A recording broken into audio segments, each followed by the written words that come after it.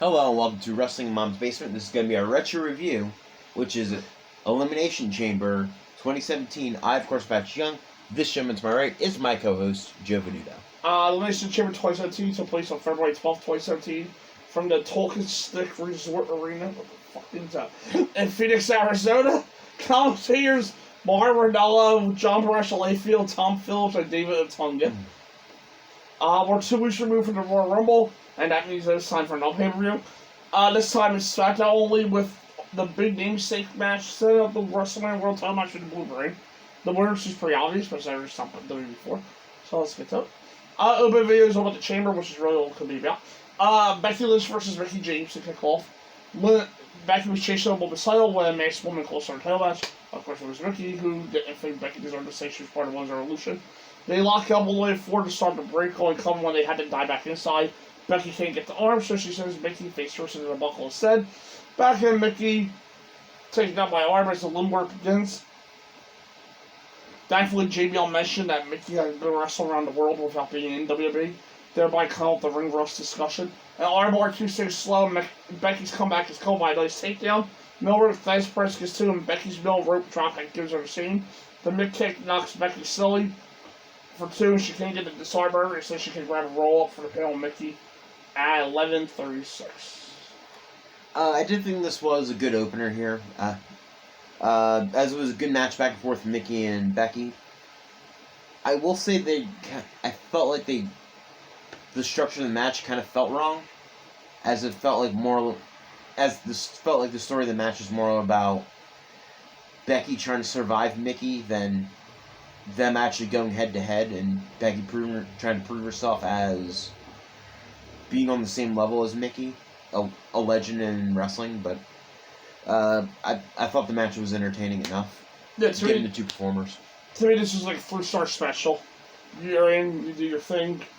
Here they did a technical match. You go from okay to good, and you're out. That was pretty much it. I gave it a C. B. And then I'm going to be reading it because I'm a big fan of those. So, James does one for Carmella in a skybox, and she's not happy with Becky winning. Sounds like something should start soon. It doesn't. Apollo Crews and Kalisto versus Dolph Ziggler. Ziggler jumps Kalisto into the entrances, so then changes to what the should in the first place, but then changes back. Crews takes him to the corner to start, but he's caught in a pair of neck breakers. Too early for a super kick, and Ziggler almost him, and Joel said. We hit the chin lock as the show that has exactly been throwing so far. There's Ziggler's third neck breaker, but Kalisto comes over down the ring. With Ziggler distracted, Crews gets that ring that allows Ziggler to attack to Kalisto. The back is suddenly fine up for the handspring. All Izguri and back to Crews for the toss foul bomb and pin at 7:19. Yeah, so the structure of this match doesn't automatically make sense here. It's a heel at a disadvantage in a handicap match, which that would really only make sense if the heel is feuding with a face authority figure, and the authority figure wants to get one over on the heel. That's really the only way heels being at a disadvantage in a handicap match would actually work. This felt kind of boring to me, as we didn't necessarily need a whole performer in this match somewhere. Like, literally two of any of these three guys would have been perfectly fine in a singles match together. But there's always going to be that third here. And not in a good way like a triple threat, but sort of just one-sided and puts a heel in a sympathetic point, which he shouldn't be as a heel. Okay wrestling. A handicap match is a waste of a pay-per-view, sucked to me. And the fact that it was two faces versus a heel makes the faces look bad. Dolph is a big man, and it just looks weird. The match is boring until the end. The post-match segment doesn't work because the crowd was still behind Dolph. Because he was the sympathetic heel, apparently. I give it a D. F. I didn't get that. Don't get it at all. Post-match Ziggler be so good. Pullman license Crews' ankle. The face show for Ziggler. Screws thing, yeah. Titan tells Titan terminal. American Alpha is defending this is basically a gauntlet match. Heath Slater, Rhino, and Breezango start face off with only the winners moving on. That process will continue until 16 round. Slayer and Breezango start face off as we hear about children in Bermuda having selfie sticks. Fucking JBL. It's quickly on to Rhino to work on Breeze's shoulder. As we now know what JBL spends his money on now. As the ECW chase in star 2017. As the ECW chase star Slayer gets worked over the corner for a bit and roll up. Gets to a blind time brings a Rhino though and quick cord just for Breezango 430. The Wolf Villains are next with Slayer. Donald the top take both guys down. That's about it for the offense. From down though, Slayer just taking down the corner on the voice Swanton Bomb. And Vern DDT is enough to put English away at 7:45 total. The Usos are in fourth. We usually take over on the win to Slayer. As Marner refers to the chamber is to sell again. Then Marner says, "Did I do it again?" A pop-up Samoa drop is still with Slayer, not that match though, as the super kick is over Slayer Rhino at 9:55.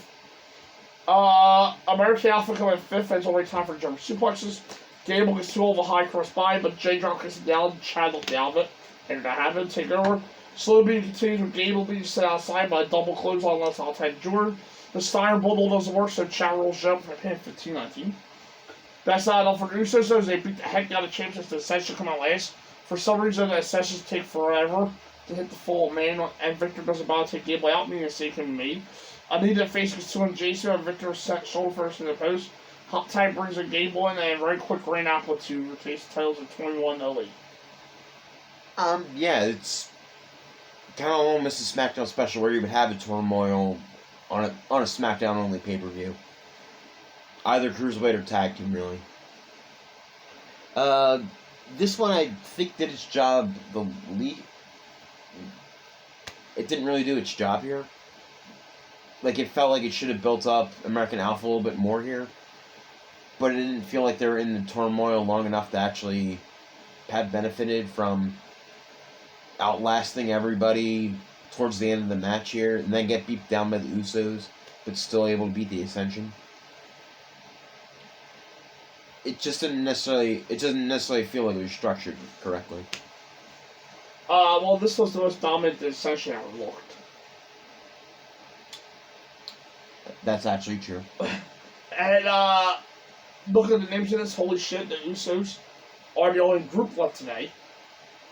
But, Usos and American Alpha are the only groups left today. Usos are the only team company, yeah. left today. Chad Gable's an another team, similar to... Well, technically now there is another team that exists in this match still. Yeah, Slayer Rhino. Yes. But not in WWE. And it's 25 years ago. I give it a C-. Same. Up next, we recap Nikki Bella versus Natalya, which is over Nikki taking it forever to realize Natalya attack her Survivor Series. Natalya don't want to leave on Nikki, who apparently gained her fame because she's dating John Cena, which of course gets into the whole wrestler versus Diva thing that's been going on for years at this point. You bitch. Right. Natalya versus Nikki Bella. Nikki tries to cross the arm breaker, but Natalya usually wins the wrestling portion. Neymar goes about as well, so Nikki's a close on the apron. Natalya says her time out before driving Nikki back first and close it off to the post. Natalya fights up again, but her double clothesline doesn't do no good. We hit a long laylock on Nikki, followed by a Michinoku driver for 2.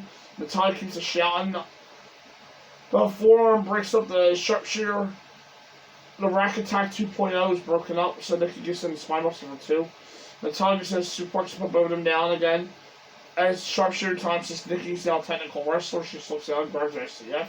On time the time make it to the ropes, and if I sign that means a double count out at 13:26. Yeah, this was kind of dull for me. Not the most interesting match here, and even Nikki was in orange shorts and didn't necessarily grab my attention all that much. It felt off in parts. At parts it felt like a wrestling match, and towards the end it got more violent, but you would think Nikki wants some revenge and get more personal and more aggressive, but whatever. Yeah, not the best match. This was the start of feud. Natalya attempted to out-wrestle Nikki. That was structured all too. But Nikki was apparently pretty impressive, which shows how much she had improved. However, they ended with the double count out. More things got for me. I give it a D+. C minus. Up next, we have the Tide punches a post-match experiment. Carmel said those who have control Ellsworth will piece her. Bray says the family will reunite. We recap Randy Orton and Harper. Luke got Jones and Orton didn't bring attention and left the family as a result. Of course, that was a match. Luke Harper versus Randy Orton, no brain sight first. They yell at each other, start, and do a little lock of Harper hitting her on his shoulder. That means a trip to the floor, way too common on this show. Will Luke get in the barrier, only to get knocked off the top for a big crash. Harper just dropped her, now Sable, it's time to hit chin lock. The trend of slow-paced match just continues. Orton stops the defense in the corner. That's enough for Harper to start his comeback, including a slate shot, heel of all things, followed by a big boot for 2. Orton to stay outside for a suicide shove, and trouble now Sable to make up for earlier. Back then, Orton just in his superplex looking as cool as ever. For 2 more, it's time for a slug out. The RKO doesn't work, so Orton uses full dose slam all face for 2 more. No RKO attempts Brigham with super kick, and a second gives Harper his best zero full yet. There's a Batista bomb for another 2. It's time for the slug out for them in their knees. Back up with a discus Larry's coming to RKO for the pin at 17-13. I thought this match went better as it went on. The opening was kind of felt more like it was going to go Orton's pace here, but at the end it felt like they took it up into the second gear, and the match was actually a lot of fun at the end. If it had been a little bit more upbeat in the beginning, I probably would give it an even higher grade, but this one's still going to get a solid stuff from me. Yeah, well, this is probably his best match, Harper's first or second best match in WWE. Yeah. Singles wise. So, rest in peace to Burry and him. Sometimes you can see worried wrestlers when they perform complicated moves right, and it takes away from the counter work. Mm-hmm. But not him, who was always on point, and he had that look in his face. You can see the vacant look in his eyes, the maniacal grin. Always a character, just having so much fun doing this and playing the part of Luke Harper. That was a match that was a joy to watch and easily the best thing on the show so far. Yeah, B. Up next for this. Nikki and Ty Brawling more with Nikki Brawling to Maurice to say some power flying. To set up Nikki and Cena versus Miz Maurice. Women's title, Naomi versus Bliss. Naomi's challenged after pin Bliss in a few time matches. Bliss has Wonder Woman stuff for her gear. She's supposed to scum at Naomi to start, but it's not dragged down. Batters Naomi a hard move in the corner with a loud crack against the turnbuckle. Trace of ropes until simultaneous kicks to the head, put both of them down. Rear view gets to the chain, but she forearms Naomi down. Insult to injury gets 2, and her staff DDT gets the same. Bliss starts getting frustrated, that's not a good sign. Twists of Bliss is D down. Naomi gets his Willie moonsault for the pin the title, and someone is upset at 8:13. I thought this was actually a pretty solid match here, which I didn't necessarily expect out of these two put together. There were some shaky spots here, as Naomi's first moonsault actually did land on Alexa's back pretty good, and Alexa just stood up from it. I know she was supposed to miss it, but still, it looked like it was a solid landing at least. But for the most part, I actually thought they worked pretty well together. Yeah, very short match too, which was unfortunate because this was the second to last match and world title match. Better than mediocre for these two, in respect. So, we'll fit in better with SmackDown, I think, in terms of quality. Probably, yeah. Also, Naomi shouldn't got her moment here. Yeah. I agree with that. Well, WrestleMania less than 2 months away. Yeah. I give it a C. Same. And Naomi that face, glad face on glow. Carmella's side being questions, so Alpha further in or out. Chamber down mainly square with a big WWE logo on top. It's over. We recap the main event, which was really just announced 1 week with SmackDown, the way I've seen it in defense of the World title. SmackDown World title, John Cena versus AJ Styles versus Dean Ambrose versus The Miz versus Baron Corbin versus Bray Wyatt. If you wonder where the main event scene was on this show, besides Randy Orton. Yep. There are 5-minute intervals here as Cena's defending. Cena's Styles start, and I don't think anyone's going to be complaining. They take their time to start with Cena showing her down, but Styles comes out with his torture rack. into the spin powerbomb. Make Cobra gets 2 on AJ. And Cena grabs a pro bomb, and Dean Ambrose comes in third. Ambrose goes over AJ, gets him a release suplex on the cage for outside ring. Dean goes to the top of the pile for an elbow drop, with Cena pull through down. Cena will not this though, and German suplex both of them at once. Marver says Don Burrow are playing his Super Cena. Wyatt comes in way before 5 minutes have passed, and immediately runs Cena over. Bray throws AJ in case, so AJ sends him to the post. Now Styles Cena climb the cage wall with John crashing down onto the pad floor. Leaving AJ climb on top of the pile for a sling of Ambrose. Bray pulls Dean down, hammers away on, and have AJ come off. That earns Styles a choke throw at the top of the pod, but Dean powerbombs Bray down at the same time for Tower Doom. Corbin comes in fifth with clean house as you would expect. Include counter assist Abigail by sending Bray in that pod. AJ takes out Days, leaves Cena grab that stiff on Baron. That's countered as well. Cena eats the Days and rolls outside. Corbin and Ambrose for each other make cage wall over Baron getting about it. Miz comes in 6th, one a few times at the only time that everyone's looking at the same time, but stays in the pod. Allow Dean to roll Corbin up for the pin at 18-4-2. Corbin first Ambrose for the pod. Followed by Adam Days as soon as Corbin's gone, Miz runs out pins Ambrose at 24-6. Miz starts doing death kicks to Cena and Wyatt, and hits the running corn drop kicks for good measure. Wyatt gets the skull crush from down on the floor, leaving Cena to AA Miz out at 24-33. AJ and Wyatt up way too fast. Double team Cena, who of course takes back, and AA's Wyatt. He can't hit one on AJ though, and the Styles clashes too. The AA gets the same with Styles, so Cena goes up to the top of the pod, points to the sign required. Dives on both guys. Bray's up first, assists Abigail, eliminates Cena at 29-15. That makes Wyatt a huge face in that match now, not that big of a jump. And he runs AJ over on to hit you 4 for 2. The phenomenal bliss is killed by a clothesline, but Styles gets in the Pele. Springboard 450 for a non-near fall. AJ lives at a phenomenal form. Brings Cole and Sister Abigail for the pin to get Bray to tell 34-31. And one of my favorite chambers of all time. Yeah, this is a really good chamber. Yeah, it started off hot where you have Cena and AJ going at it for the first 5 minutes. Although I'll say that entrances felt a lot more than 5 minutes. Yeah, except for Bray's, which felt less. Yeah. Everyone else just felt more. Yeah, no, I agree. I didn't have a problem with it as the match was going pretty well pretty much throughout. I thought that they did a good job meshing in WrestleMania storylines as well, where Cena would get Corbin, or I'm sorry, Ambrose would get Corbin, Cena would get Miz. Right.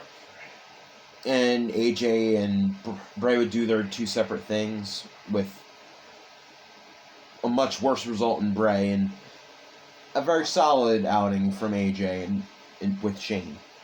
But I did like how I do like the spots in this one. It felt like there was always something going on in the ring, and not we were just waiting for something to happen. Yeah, and that a very excellent chamber match. Probably my top 3 if I thought about it. Yeah, I'm not sure if it's 1, but it could be.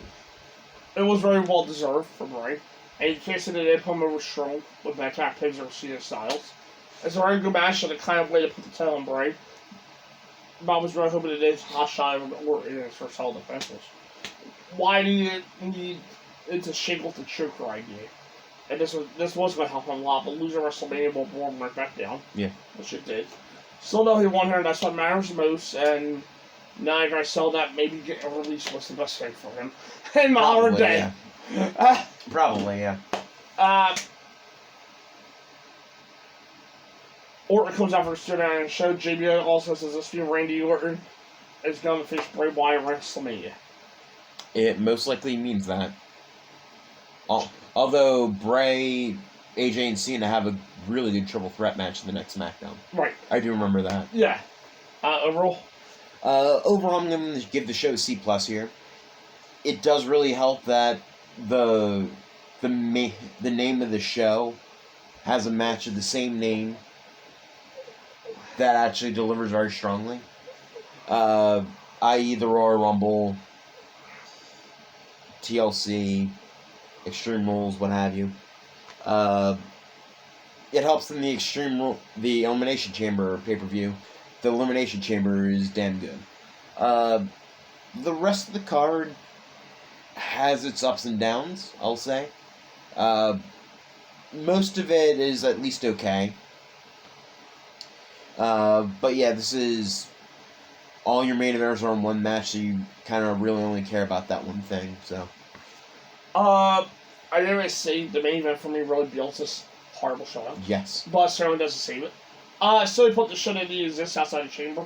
And they moved the Barrel Time big match of SmackDown, just changing the title to Rumble. Instead of doing the 2-week senior run, so longer the Flair's 16th run. But remember, Flair's automatically means more because he's a Flair, we can't criticize him. The rest of the show was really tedious, aside from Orton versus Harper. Yeah. Though, and it shows how weak SmackDown can be at times. Right here. Main event, Orton's match helped a lot, though. And that's what they should need. It's a long way WrestleMania from here. And I wasn't sure how strong SmackDown's contributions were going to be. Shane McMahon had the best match from SmackDown's side. Shane McMahon had the best match at WrestleMania. Yes. At least why one though, that was the important thing to see. For next Saturday, no way, Turn Point 2010. That's the thing. That I don't remember at all. So there's... It's one of the Jeff Hardy heel runs. Yep. And, we'll be back on, no we won't. We'll be back on Saturday with Turn Point 2010. Yep. And how we have it this year, 2022. Predictions are review. See you then. See you then.